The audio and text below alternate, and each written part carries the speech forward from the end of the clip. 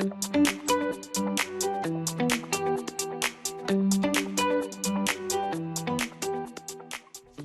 I'm Maria Hall Brown, and this is LA Currents. Well, after a successful 20-year career in law, she decided to focus her attention on public service. I'm delighted today to be joined by Councilwoman Traci Park from District 11. So nice to have you here. Maria, thank you for the invitation. It's wonderful to be here. Good. Okay, you don't exactly have a traditional background in politics, so what prompted your decision to throw your hat in the ring to be a council member? You know, I had been a practicing attorney here in Los Angeles for more than 20 years, and running for office is not something that I ever imagined that I was going to do. But as a resident of Venice, I had had a front row seat to the humanitarian crisis unfolding in our community, and I was aware of growing frustration with our city's response to that and other crises. And so I had been approached by a number of community members and business owners on the West Side and asked if I would consider taking on the incredible challenge of running for the CD11 seat.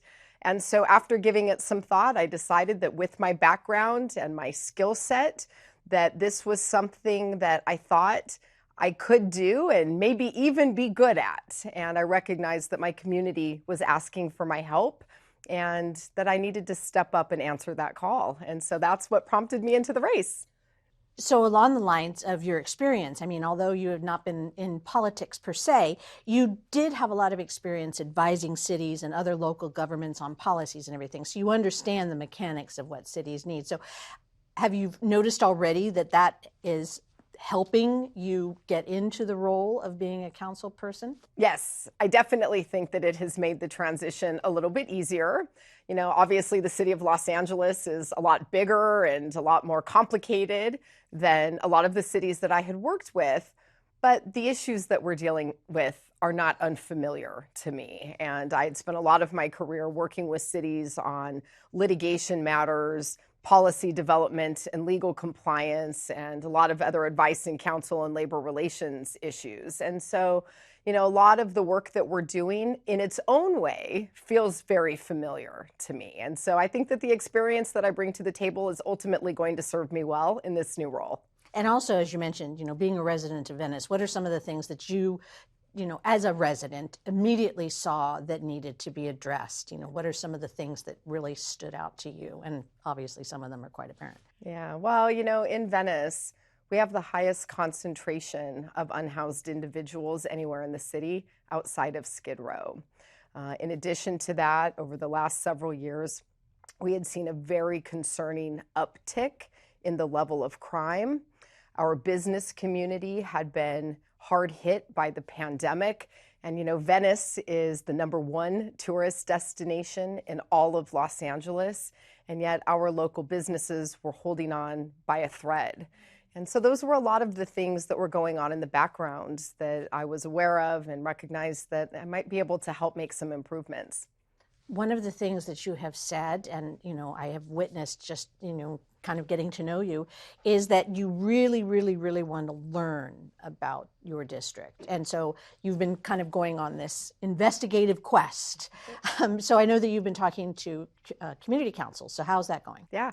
So I, you know, came into this as, you know, a candidate with no political experience. And I began my campaign through a traditional grassroots effort. I went to every single community in CD11 and met with neighbors, met with local businesses, heard from them about what their concerns and issues were. And throughout the 18 months or so of my campaign, I made a point of going to every single neighborhood council. And I began just by sitting and listening to hear what, you know, the boards were discussing, what kinds of motions were in front of them, what was being said during public comment, just to get a feel for things. And then as the campaign progressed, I had the opportunity to come back as a candidate in the numerous candidate forums that we attended. And then we walked during the campaign. We knocked on doors in every part of the West Side. And, you know, from front porch conversations with families to larger town hall events that we did, I really tried to listen and hear from the community. And I designed a platform and a policy approach that was intentionally responsive to the feedback that I was getting from constituents. And what was some of that feedback? I mean, you mentioned some of the issues that you as a resident realized, but what have you learned from all of these conversations that you've had? Yeah, well, obviously, homelessness and public safety were top of mind issues across the board in every neighborhood, but a lot of other things as well. We are obviously the coastal district, and a lot of concerns about protecting and preserving our ocean and our coastline. A significant part of my district is in our high fire severity zones, and there is a lot of concern there about fire season and what can be done to ensure that we have adequate resources at the fire department and good ingress and egress evacuation routes and fire preparedness. And so those were issues that came up often. The business community has had a lot of challenges. We saw hundreds of businesses on the west side close during the pandemic. A lot of our tourist-facing economy had been impacted by the pandemic, and a lot of challenges there about how we were going to emerge from that. So I learned something new in every part of the district that I got acquainted with. Before we actually started rolling cameras, we were talking a little bit about the homeless crisis, and that across the board has an array of complicated situations attached to it, and it's a very high priority for the city of Los Angeles at large. But what have you learned about the homeless problem in District 11 that might be somewhat surprising to other people? Just even what we were talking about earlier about when there's weather problems or when there's communication issues. Yeah. So, like we were talking about before we began the interview, we don't have a single winter warming shelter in my district, and we've had unusually cold temperatures this winter, and that is something that's really concerning to me. During my campaign, I spent a lot of time in encampments talking to unhoused individuals because I felt like, as a policymaker, it's really important for me to understand what has worked for people, what hasn't worked, what their stories are. And I found as I was having those conversations, a lot of themes kept repeating. I heard oftentimes from older folks living on the streets that they didn't want to go into housing with youth. And yet we have no transitional housing online in the city that is exclusive to seniors 55 and up. I looked at different types of housing strategies and models that were out there. And for young people who are aging out of foster care, which is one of the largest feeders into homelessness for youth, we don't have a variety of shared housing models, which is great for that demographic where you can have built-in community and education and employment programming. Women who are victims of domestic violence require a different kind of environment and supportive services than other folks living on the street. Obviously, families with children have very different needs than some other folks. And so one of the things that became really clear to me was that we need to get a lot more granular about who is in the population that we're trying to serve and investing in the right kinds of interventions and strategies that are actually going to get them into the right environment and connected to the right kind of help. I have had more conversations about homelessness than I think most, because of the fact that I've had the good fortune of talking to people who, have a substantive interest in it. I don't think I have ever heard anyone talk about seniors versus youth versus, domestic violence. I've heard lots of conversations about, couples who don't want to be separated and they want to keep their animals with them. I've heard about people who have mental capacity problems that need to be dealt with. But I've never actually thought about, age and stage of life. What can someone in your position actually then do when you talk about becoming granular? What are you hoping that you can do in District 11? Well, what I would like to be able to do is collect and assess really good data about who is in the population that we need to provide for and have an understanding of what their backgrounds and needs are. And I think one of the issues that government generally has created for itself is putting a lot of regulatory barriers around the type of housing that we're building and how people coming into housing are vetted.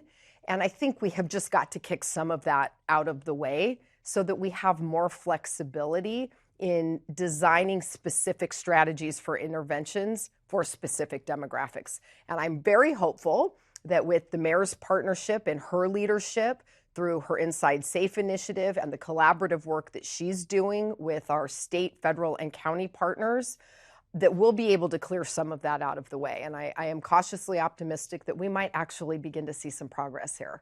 Do you have any stats on the homeless population, a tally or anything like that? Because I know that there was a count recently. Do you happen to know? Yeah, we're still waiting for the 2023 numbers. And, I had the opportunity to go out with members of my team, representatives from HUD and representatives from LASA and from St. Joseph's into the Venice neighborhood for our count. And we had teams all over the district. So I don't know what those numbers are yet. But whatever the number is that comes back is too high. Exactly. Well, okay, so along those lines, you're talking about public safety as well. And sometimes those two issues, both homelessness and public safety, are in conflict with each other. And I know that recently a hot button topic in Los Angeles is 41.18, or however it's appropriately said. What exactly is that? And what exactly are you hoping to resolve by being a supporter of it? Sure. So Los Angeles Municipal Code Section 4118 gives each individual council member an opportunity to identify certain sensitive use areas where a prohibition on camping can be implemented. And there are only a handful of places where this prohibition is allowed. That includes around schools, daycares, parks, libraries, and homeless facilities that were opened after January 1st of 2018. So it is not a blanket ban on all camping anywhere. It just establishes a perimeter around those sensitive use locations so that people can have safe and equitable access to those shared public spaces. I know that 4118 is controversial. I understand that some folks don't agree with it, and I hear their arguments. And I want to be very clear. It's not a solution to homelessness. At best, it is an effort to balance the needs of our entire community. And oftentimes, this is our seniors, these are families with children who need to access our parks, our libraries, and our senior centers with the needs of our unhoused community. And I was very clear throughout my campaign that I was in favor of this as a tool to strike that balance. Now, in order for a council member to designate any of those locations, they're required to take the matter to City Council for a vote. And then before any enforcement can begin, it needs to be led with offers of housing and services. And that is how I am going to proceed with it in CD11. Okay, I need to move to another subject, but I am very curious because there was a lot of play in the media with all of the encampments on the beach and in front of all of those homes. Where are you now with all of that? Yeah, so a lot of those encampments have been cleared through an encampment to home program. Some of that has returned to the area. And, that's a particularly troubling location. Oceanfront Walk in Venice Beach is our #1 tourist destination. There are businesses there, residents there, all sorts of recreational amenities. And what we saw during the height of the encampment there was a significant increase in crime, impacts on local business and residents, a tremendous amount of environmental damage that was done to our sensitive marine environment. And so that's an area of particular concern for me in the district. Well, going to the subject of travel and tourism, obviously, you mentioned the fact that this is a destination for a lot of people and, it's important. And you are the chair of the Trade, Travel, and Tourism Committee. How is that going? What are your priorities? There are a lot of big things coming to Los Angeles in the next few years. What is your strategy and how are you hoping to implement it? So I couldn't be more thrilled to be chairing trade, travel, and tourism. For me, economic development is a passion subject, and it's something that I was really hoping that I would have an opportunity to roll my sleeves up and work on when I was elected. And trade, travel, and tourism positions me to be able to do that. So we have huge events coming with the World Cup and the Olympics and many other things. And this is a real opportunity to showcase our city. And that means building out our modernized transportation systems, making sure our city is connected, making sure that we have the amenities and the resources that we're going to need to facilitate those opportunities. I am really going to be excited about the events and the destination opportunities, but there's the trade component of this as well. And for me, with LAX in my district, which is the entry point for tens of millions of visitors every year, but also a location where we are seeing a tremendous increase in goods and transportation and the huge economy and the provision of jobs that surrounds the airport is something that is just of keen interest to me. And so I see a tremendous amount of opportunity to do workforce development, investment in infrastructure and transportation, modernizing our city, creating good jobs. It checks all the boxes for me. What about some of those businesses you mentioned that suffered pretty dramatically during the pandemic? What kind of support can be provided to them so that when these tourists do come, there is something for them to enjoy beyond these wonderful events that are going to happen? Yeah, so I think one of the big issues right now is the alfresco dining. Yeah. And making sure that that remains something that is feasible for our restaurants that especially were hard hit by the pandemic, and they are just barely starting to recover.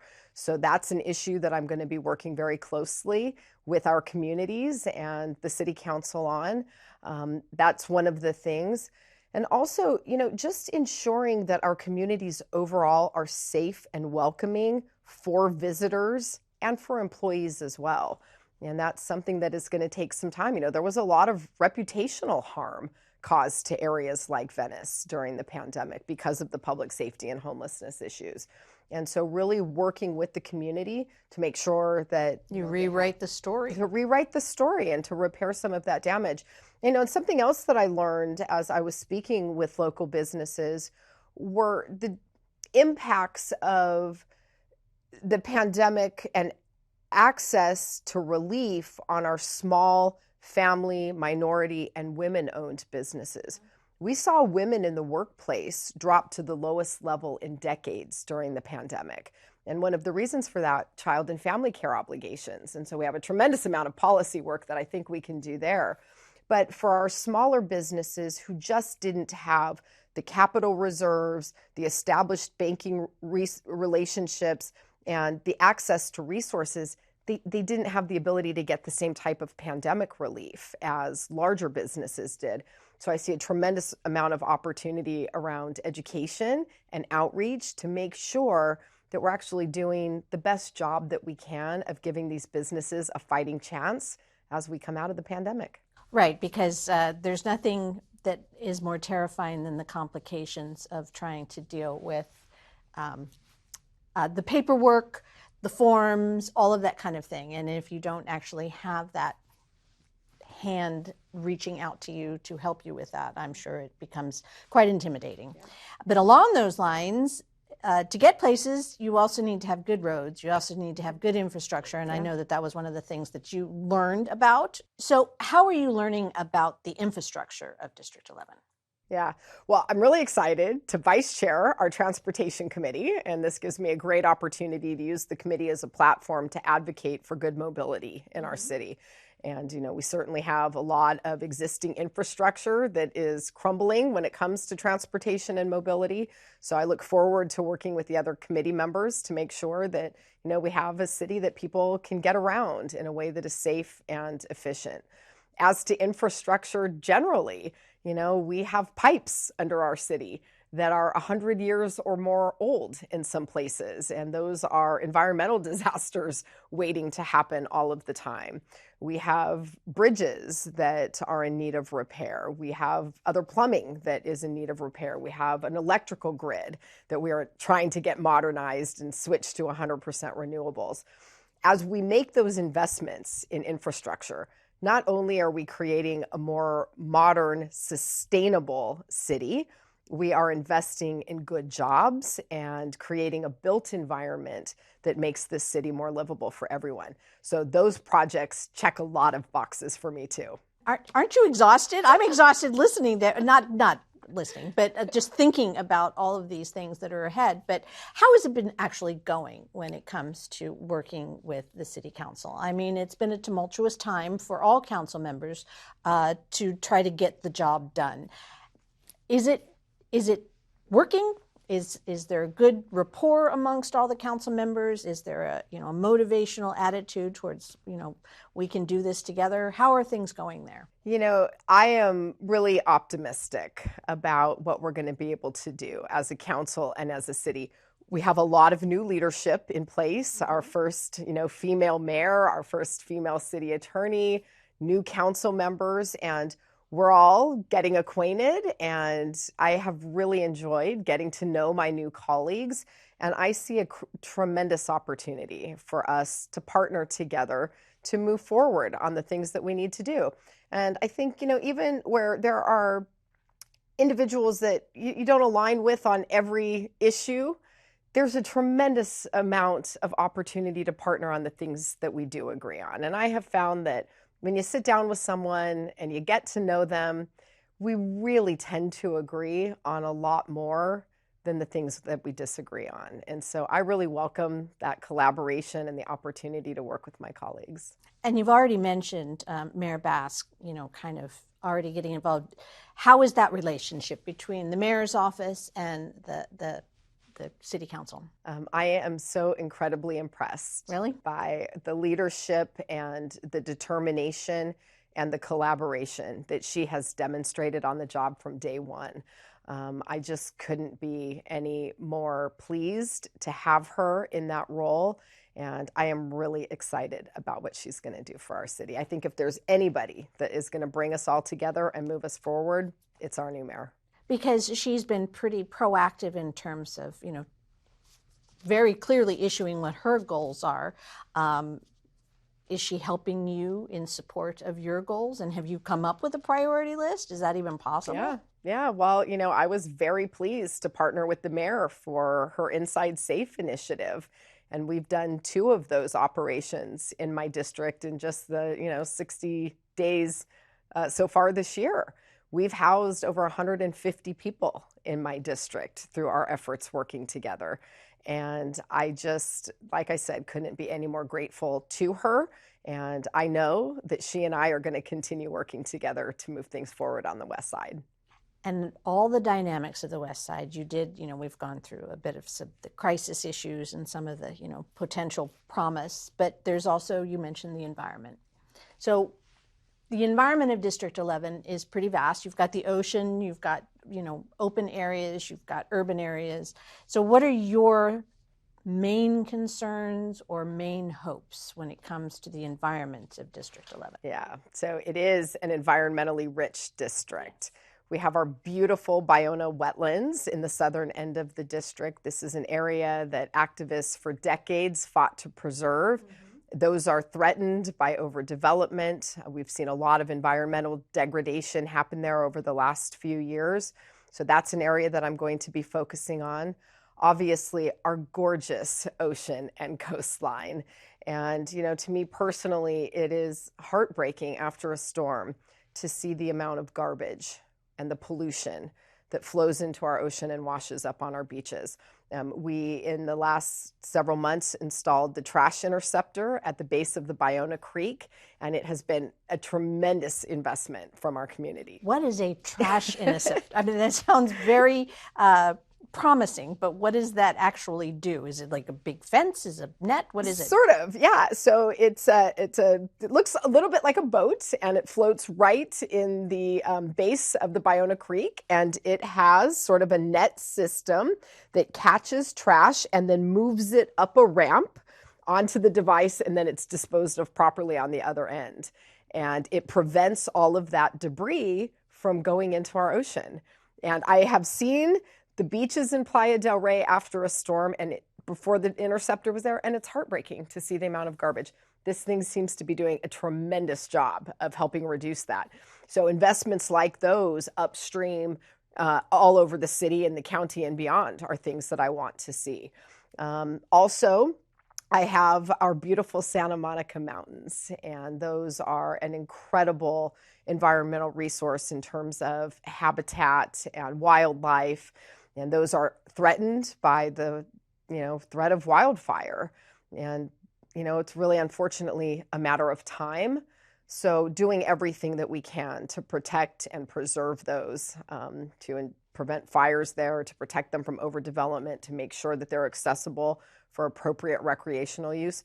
Those are all assets that I am now the steward of, and are things that are very near and dear to my heart as someone from the west side of Los Angeles. And I know those are important to my constituents as well. And one of the things you need in terms of, a fire abatement, protection, everything is a fire department. Yes. So, how are you feeling about, do you need an expansion of the fire department? Yeah. Are you looking at some of those other departments that need to be expanded and or reorged in order to be able to make them more efficient and work right? Yeah. Well, staffing is an issue citywide. Yeah.